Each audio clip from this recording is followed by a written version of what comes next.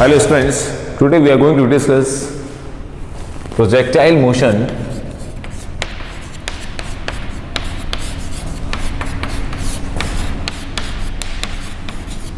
So this is the first topic from motion in two dimension.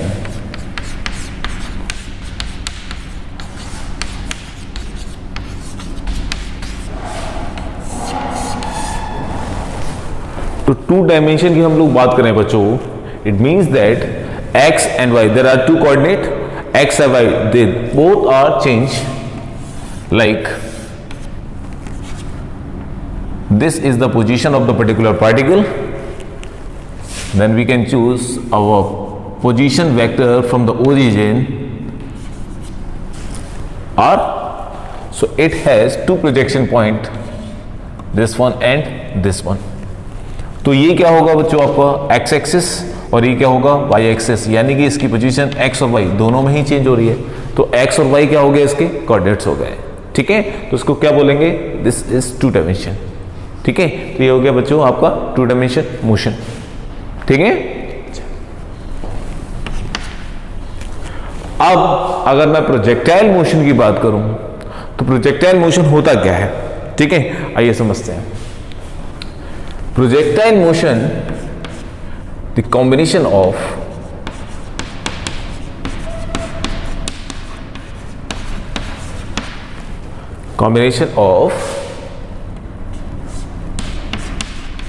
horizontal velocity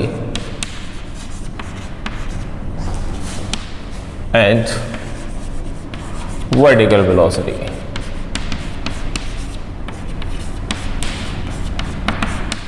तो ये एक combination है बच्चों हॉरिजॉन्टल वेलोसिटी का और वर्टिकल वेलोसिटी का। ठीक है, तो अगर मैं हॉरिजॉन्टल वेलोसिटी की बात करूं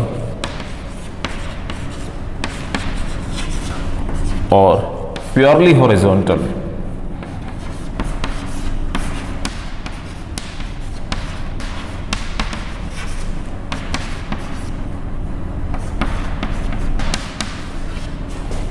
समझे जरा इसको, ये कोई पाथ जो कि फ्रिक्शनलेस है।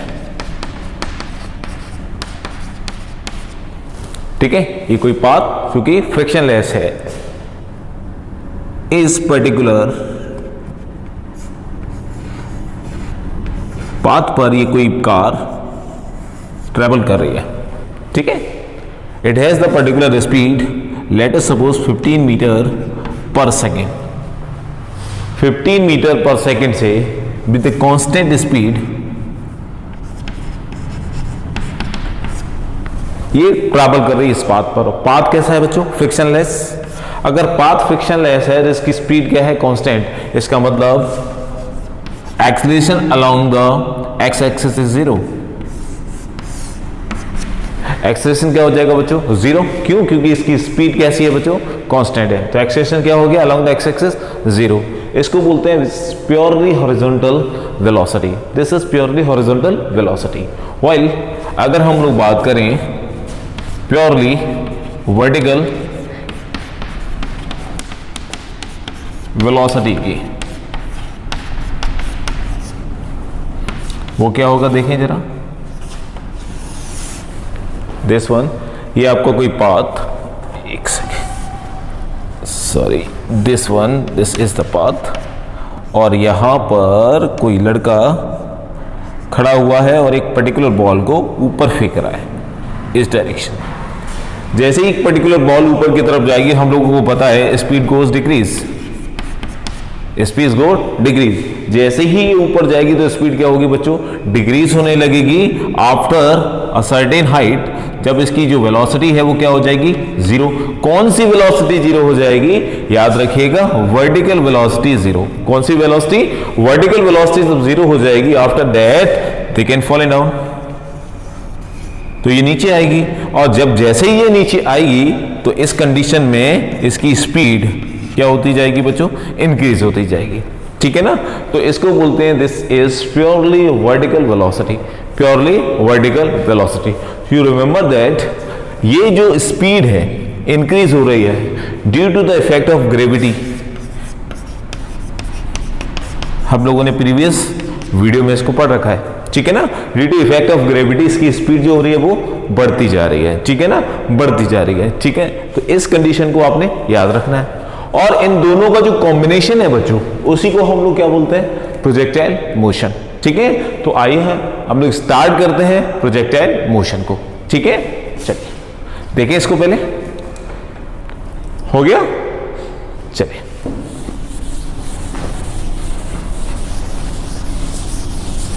तो ये एक आपका पर्टिकुलर पॉइंट, यहां से एक पर्टिकुलर बॉडी को थ्रो किया जाता है अपवर्ड डायरेक्शन में, ठीक है, with the angle of theta, with the angle of theta.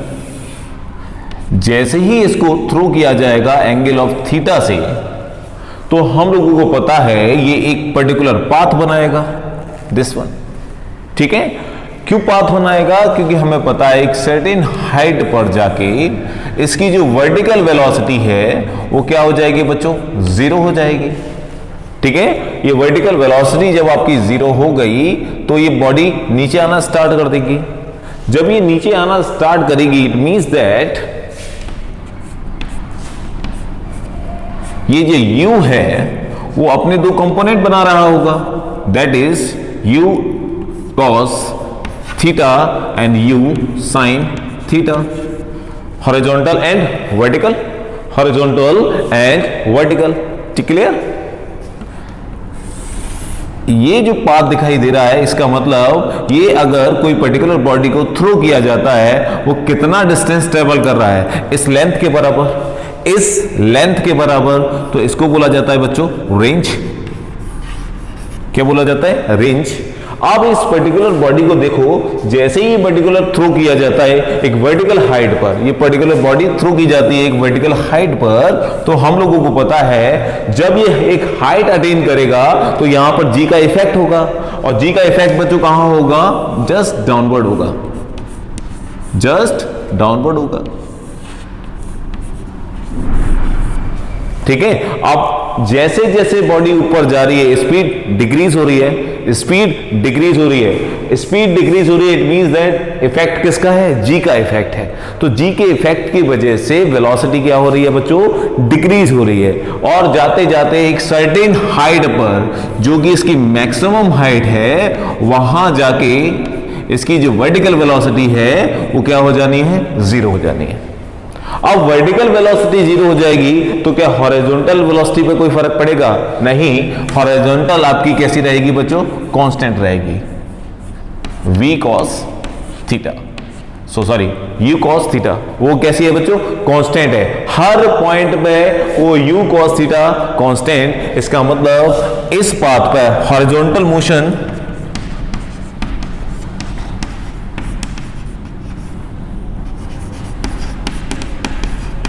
Constant,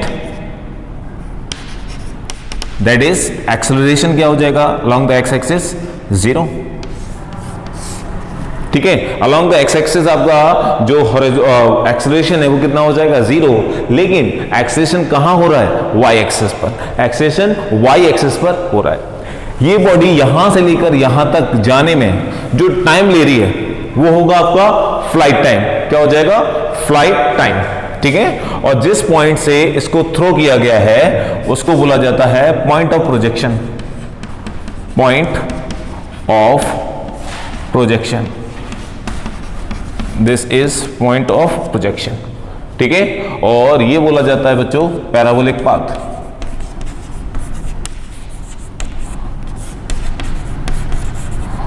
क्या बोला जाता है बच्चों इसको, ट्रेजेक्ट्री, क्या बोला जाता है, ट्रेजेक्ट्री,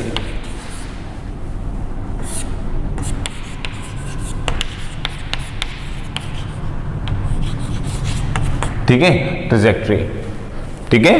तो इस चीज को आप याद रखिए, जहां से एक पर्टिकुलर पार्टिकल को या एक पर्टिकुलर बॉडी को थ्रो किया जाता है, ठीक है, उस पॉइंट को बोलते हैं this is point of projection, point of projection. और इस जो पाथ आपको दिखाई दे रहा है दिस इज पैराबोलिक पाथ, इसको बोला जाता है ट्रेजेक्ट्री, ठीक है। और यहां से लेकर यहां तक जितना डिस्टेंस वो कवर कर रहा है इसको बोला जाता है बच्चों रेंज, ठीक है। जितना टाइम यहां से यहां तक आने में लगेगा उतना ही टाइम यहां से यहां तक जाने में लगेगा। ठीक है, ये चीज को आप लोग याद रखिएगा। Time that is flight time. तो यहां पर जो टी होगा बच्चों, this is flight time, flight time. ठीक है, अच्छा चलो अब यहां पर इसकी कंडीशंस देखते हैं। इक्वेशन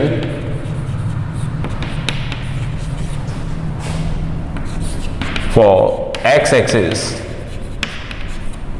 ठीक है, that is equation of motion for x axis.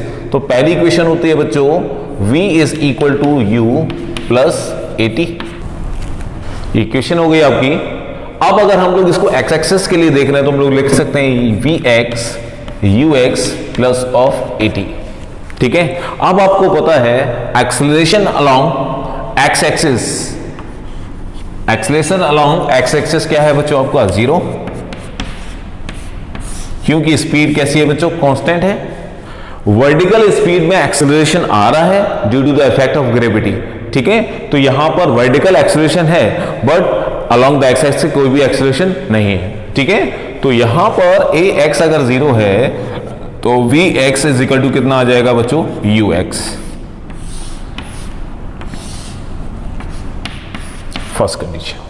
ठीक है, सिमिलरली अगर हम लोग सेकेंड इक्वेशन की बात करें तो क्या होता है, s is equal to u t plus half a t square.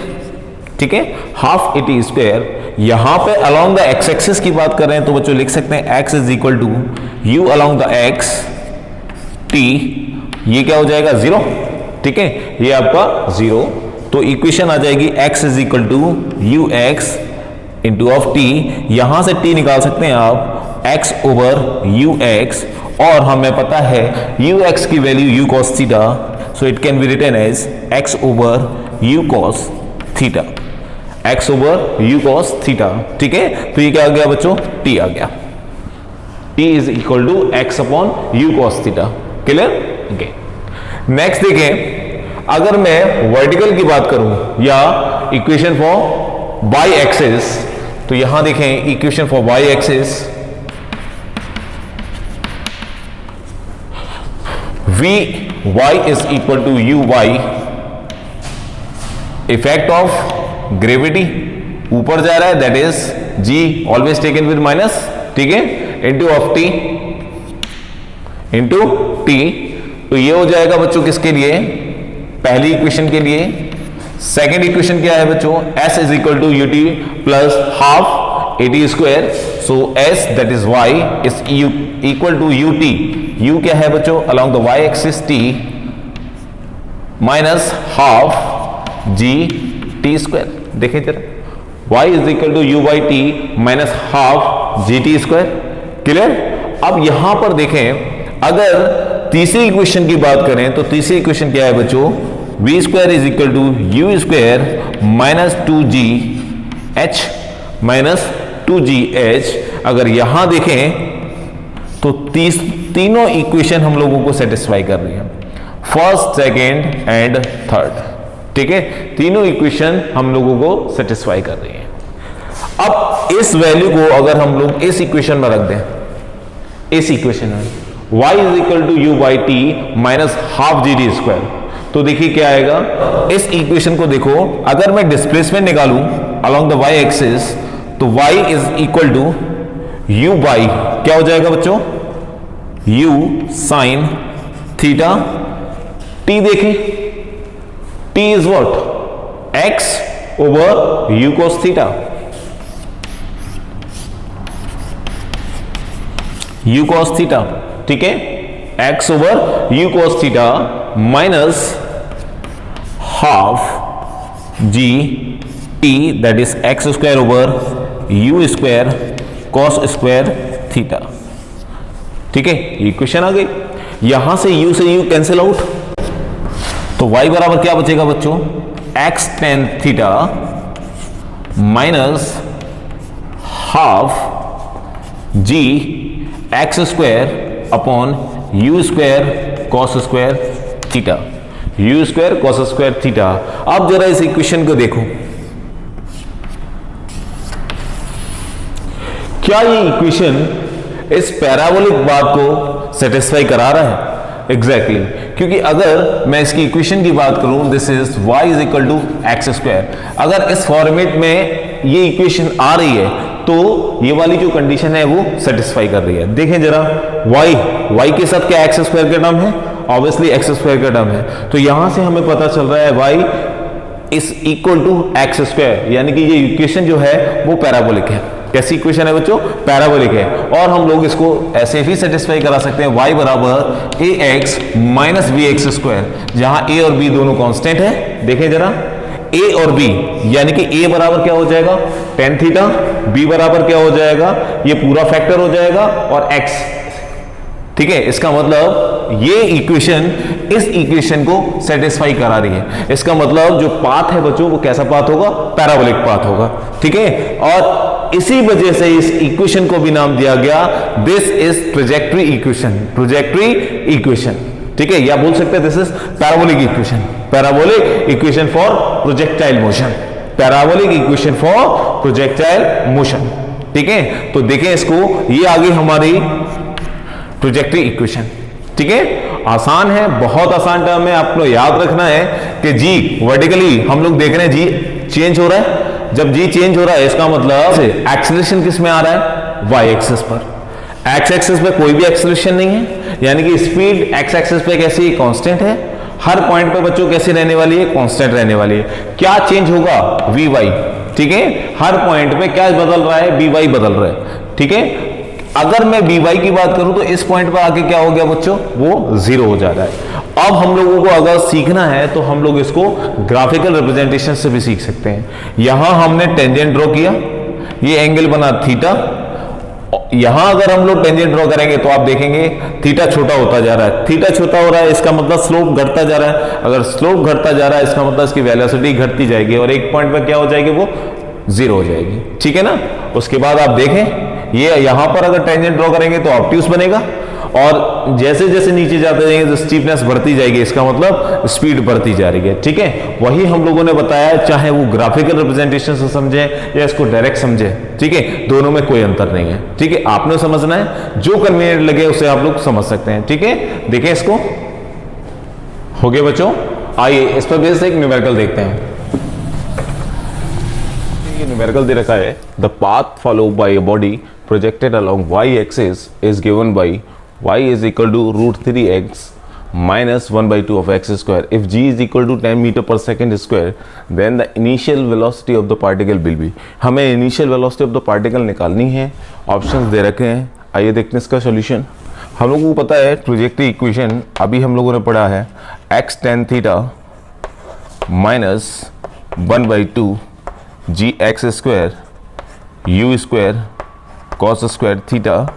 अगर हम लोग इसको इस इक्वेशन से कंपेयर कर दें तो देखें tan थीटा की जो वैल्यू आएगी वो किसके बराबर आएगी? √3 के बराबर। और हमें पता है tan theta that is 60 degree, कि √3 किसकी वैल्यू होती है अभी? 60 की tan में।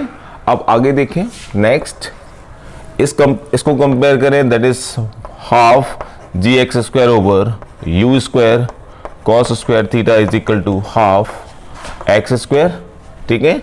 यहां से ये कैंसिल आउट, तो g is equal to u square cos square theta. g की वैल्यू बच्चों 10, u square cos square theta, theta दे रखा बच्चों 60 डिग्री, कॉस 60 की वैल्यू 1/2 और इसका स्क्वायर है तो क्या हो जाएगा?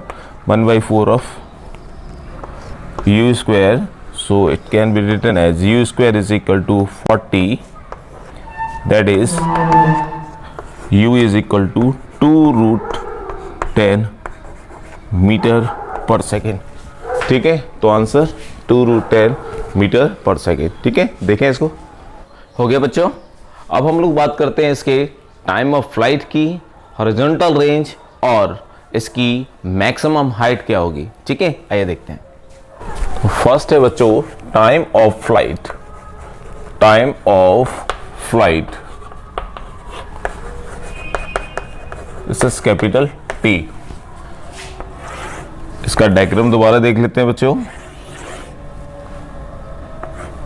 initial velocity, this is u, ux and uy having angle theta.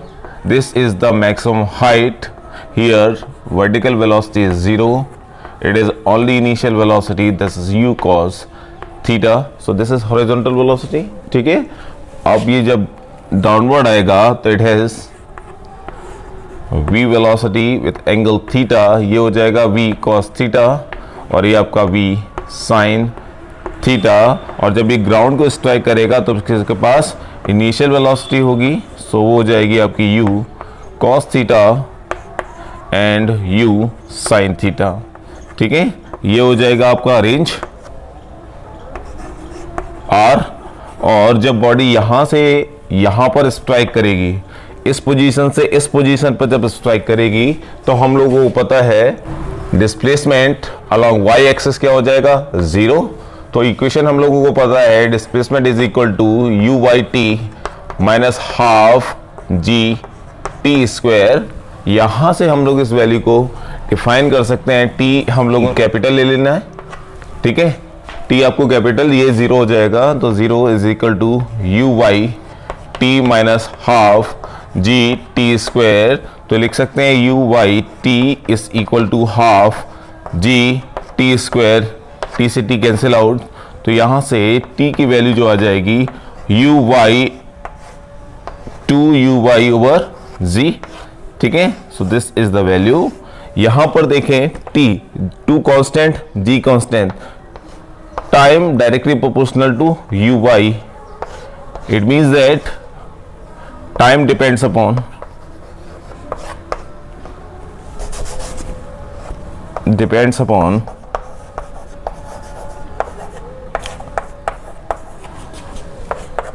the vertical component of initial velocity. Vertical component of initial velocity, यानी कि जो टाइम है वो डिपेंड कर रहा है only vertical component of initial velocity. ठीक है, इस टर्म को आप याद रखिएगा. यहां से हम लोग ये भी लिख सकते हैं t is equal to 2 y की value u by that is u sine theta over g. So this is the flight time. This is the flight time. देखें इसको, नेक्स्ट देखें. अब हम लोग अगर रेंज की बात करें बच्चों, रेंज की बात, दिस इज r. और रेंज क्या होता है, हॉरिजॉन्टल डिस्प्लेसमेंट. तो इसके बराबर हो जाएगा r is equal to ux into t के बराबर, वेलोसिटी इंटू टाइम. तो range is equal to ut. T किसके बराबर है बच्चों, अभी हम लोगों ने निकाला है. This is 2u y over g, 2uy over g. यहां से देखें रेंज किसके डायरेक्टली प्रोपोर्शनल आ रहा है, ux एंड uy. तो लिख सकते हैं r directly proportional to ux and uy. It means that r depends upon vertical component and horizontal component of initial velocity. दोबारा से r depends upon vertical component and horizontal component of initial velocity. ठीक है, अब अगर हम यहां पर इसकी वैल्यू रख दें तो r बराबर 2 बाई जी, ux है आपका u cos थीटा और uy है आपका u sin theta. u cos theta u sin theta. अब यहां से देखें अगर हम लोग इसको कैलकुलेट करें तो r बराबर आ जाएगा 2 sin theta cos theta, formula हो गया u square sin 2 theta over g. ठीक है, तो ये इसका फॉर्मूला निकल आया. तो range is equal to u square sin 2 theta upon g. Clear, तो ये इसकी वैल्यू हो गई. नेक्स्ट अगर हम लोग बात करें इसकी हाइट की, तो हाइट क्या होगी, चलिए देखें, अभी इसको नोट करें. अगर हाइट की बात करते हैं हम लोग, यहां देखिएगा तो मैक्सिमम हाइट, अगर हम लोग मैक्सिमम हाइट की बात कर रहे हैं तो देखिए यहां पर वी वाई क्या हो जाएगा बच्चों, this is v y square is equal to u y square minus 2gh। यहां पर देखें इस कंडीशन में ये आपका वी वाई वर्टिकल वेलोसिटी क्या हो जाएगी 0, मैक्सिमम हाइट पर वर्टिकल वेलोसिटी 0, तो फॉर्मूला क्या बचेगा h is equal to u y square upon 2g.